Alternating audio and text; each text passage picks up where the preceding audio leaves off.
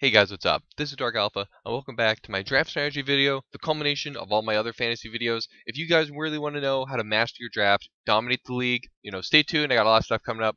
First off, in fantasy football, it's all about the running backs. So I start off at this screen. There's only 32 running backs that start each and every Sunday. There's at least, 10 people in the league, 2 running backs. That's at least 20 running backs being played at minimum. If everybody plays their flex, that's, 30 running backs, and a 12-man is only larger. And that is why fantasy running backs are the most important position. Make sure you need to take them early, take them often. There's a huge drop off. If you don't have one of the top, 20 running backs, you're going to end up having to start a backup running back or a fullback or somebody not very good.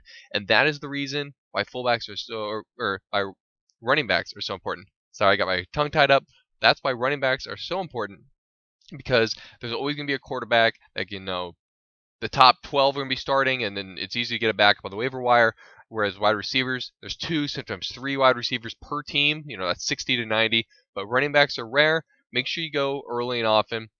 I always try to get a running back 4 of my top 6. That's my rule of thumb. I'll only deviate if I see like Tom Brady in the 4th, or Julio Jones in the late 3rd, or if you get incredible steals just like that. So first off, if fantasy football, make sure you go running back early and often to maximize the value of your team.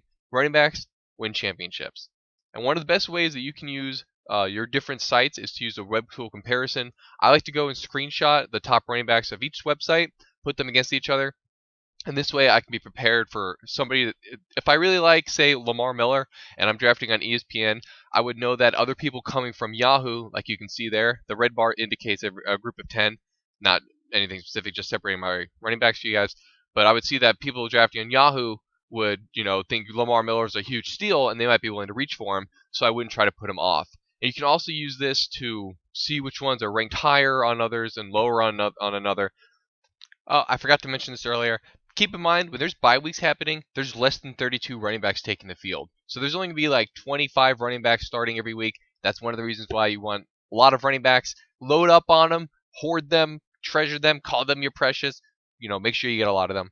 Another thing involving drafting strategy is that sometimes people will not reach, but they'll take somebody that's high up on the natural draft board rather than take somebody they'd really rather have, because they think, oh man, look at this guy number 1 on the board, he's such a reach, or he's such a steal for me, I have to take him.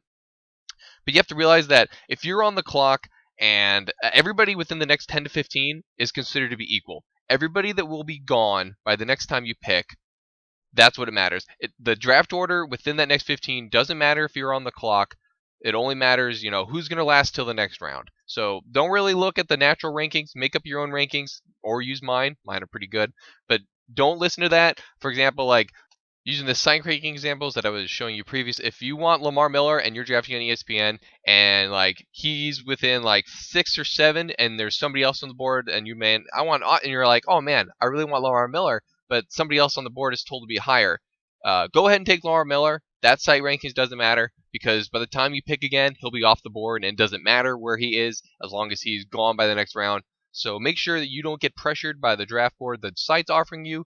Pick the people that you think are going to succeed. Don't listen to the numbers are telling you, because these rankings are old anyway. Go with what you think is right, and you'll win some championships.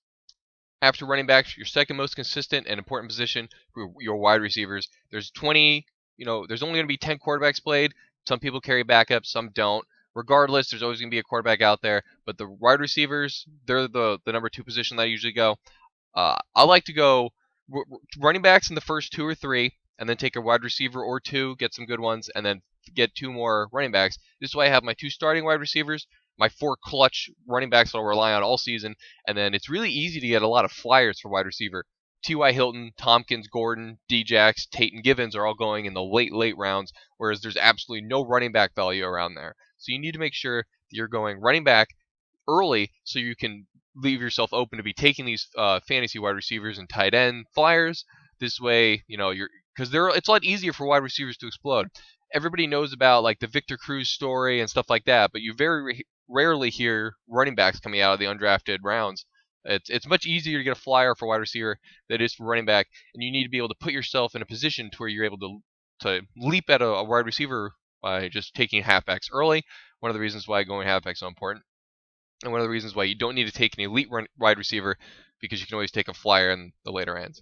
Quarterback this year, the one quarterback is probably the most important spot, but it's also one of the deepest this year. If you're in a 10-man league, you could get like the top 12, 13 quarterbacks can all put up elite numbers. So the difference between number 1 and number 10 this year isn't that large, but there's a huge difference between the top tier of running backs and the middle tier. One of the reasons why you should wait on a quarterback, I never like to take one unless there's a huge steal like Tom Brady or Peyton Manning in the 4th.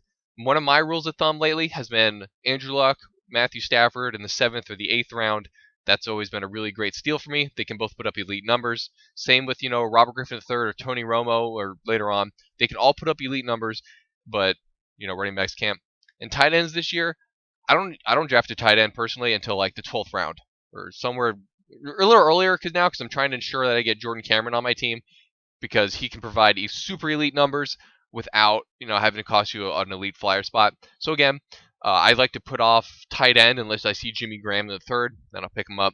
But normally, take your running backs early, then get a couple wide receivers in there, stock of your depth. Go Jordan Cameron or Rob Hausler in the later rounds, and then pick up some solid depth. Again, the one thing I'm consistently harping on is running backs. It's incredibly hard to trade for a running back as the season goes on. They're the absolute crux of your team.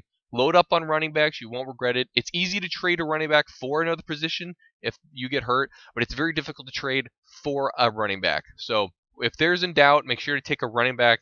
This way that you can put yourself in a position to trade for somebody else. Don't leave that value on the board. If you have 6 halfbacks, people are going to be coming to you for trades, and you'll be able to go anywhere you want with them. And that's one of the reasons why running backs are so important.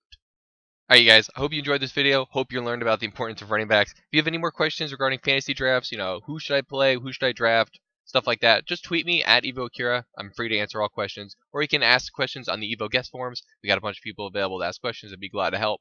Again, this is Dark Alpha. Thanks for watching.